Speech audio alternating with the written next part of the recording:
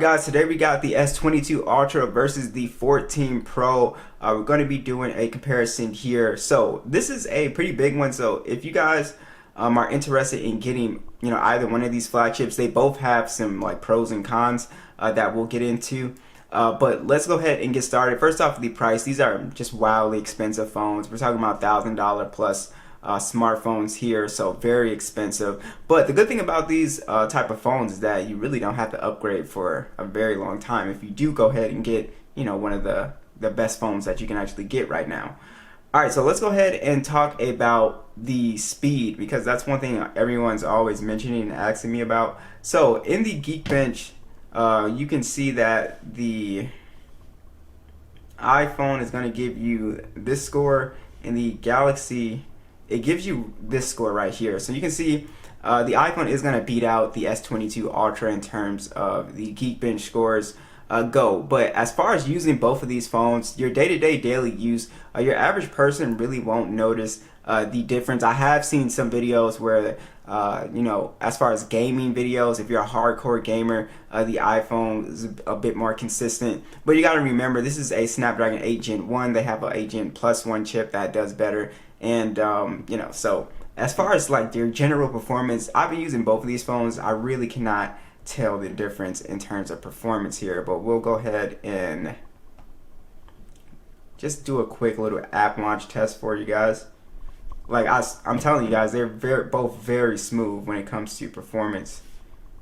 I don't think anybody would really notice the difference.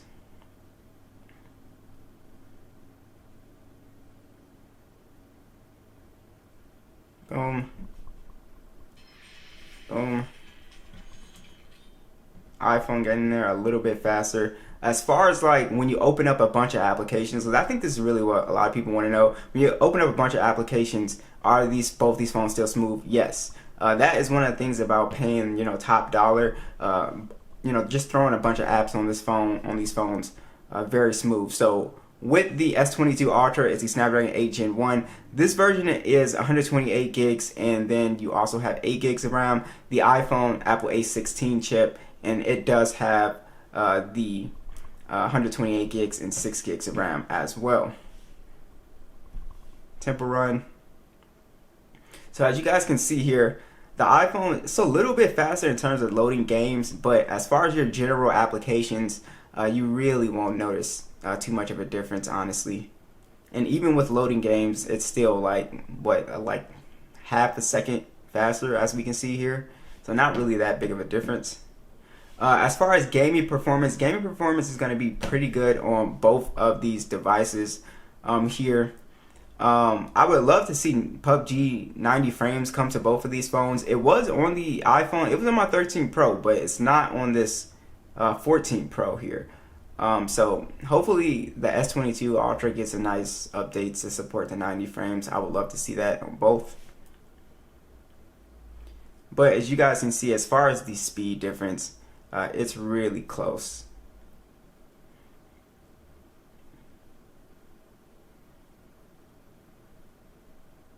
And finally in on the Ultra. So as far as like the actual game performance, like I said, running an HDR stream, it honestly feels the same. So for your average person, yes, your gaming performance is going to be pretty much on par. Now again, I've seen some cases where the iPhone in certain games, it'll play a little bit better.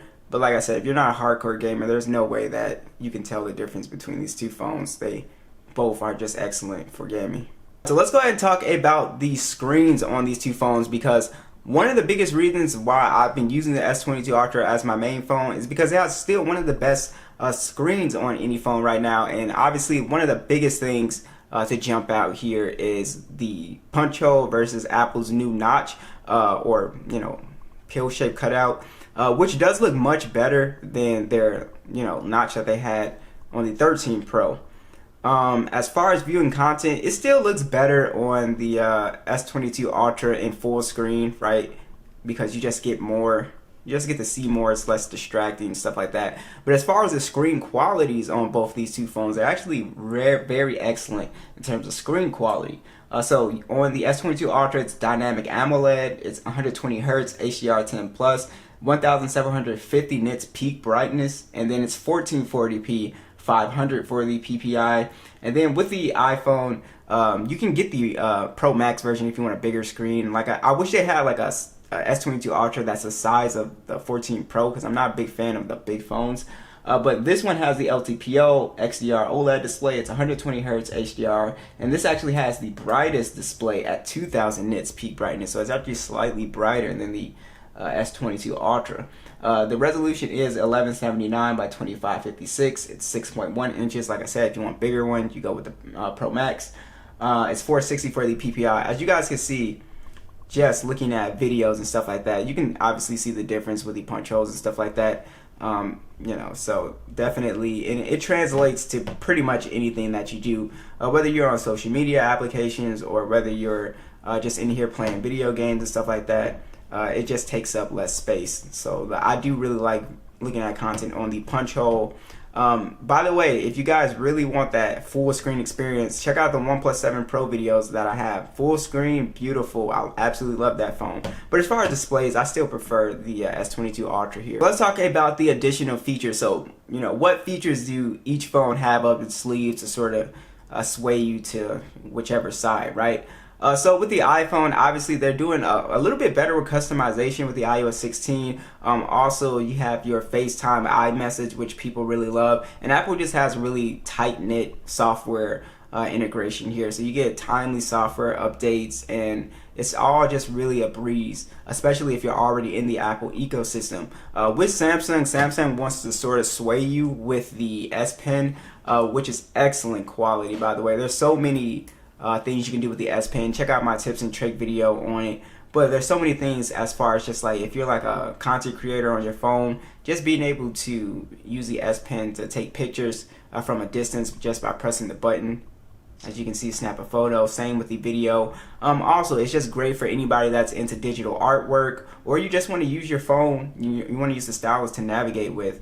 Also, Samsung does throw in a few software things that I think go underappreciated, like the Samsung desktop support is a very excellent application. I might remake a video about that. Reverse wireless charging is on here that the iPhone doesn't have as well. Secure folders is really cool. So Samsung does throw in a lot of very cool things to sort of sway you to, you know, the Samsung side. Both phones have stereo speakers. Let's go ahead and compare those, starting with the 14.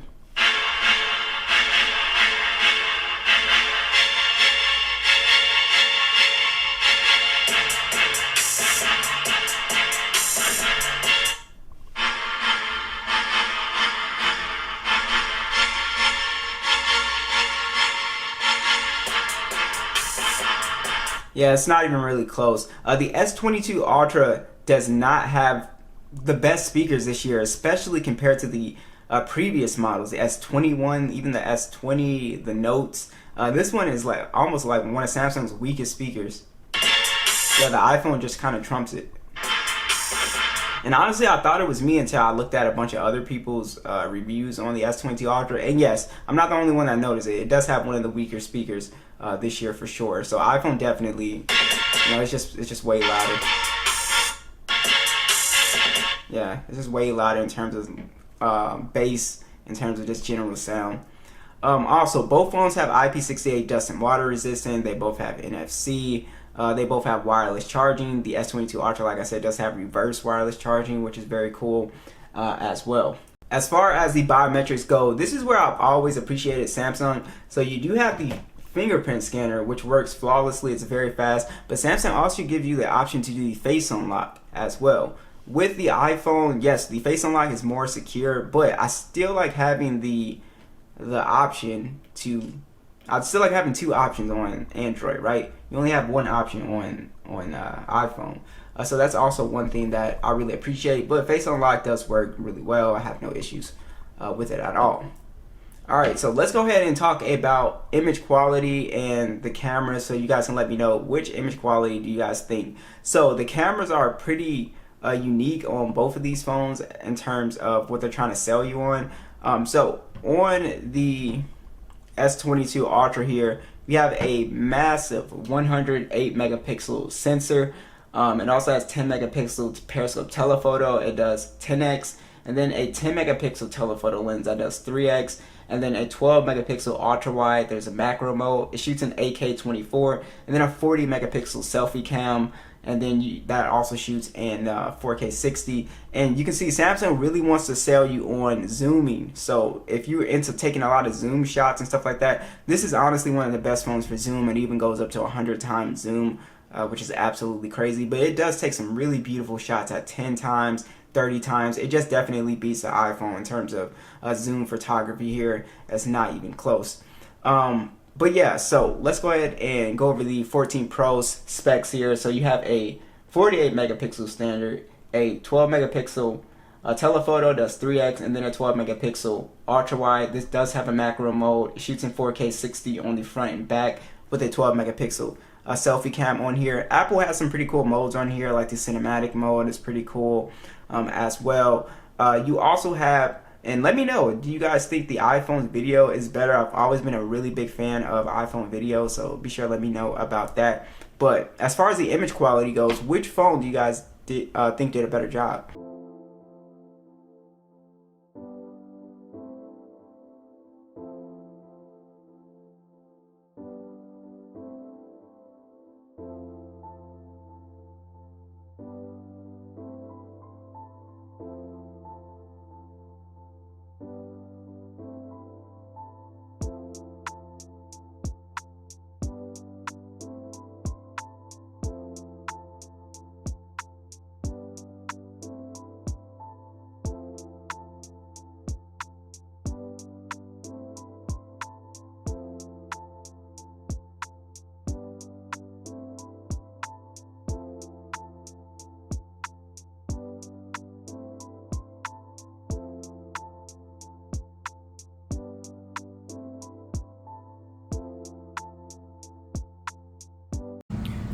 Here's the S22 Ultra.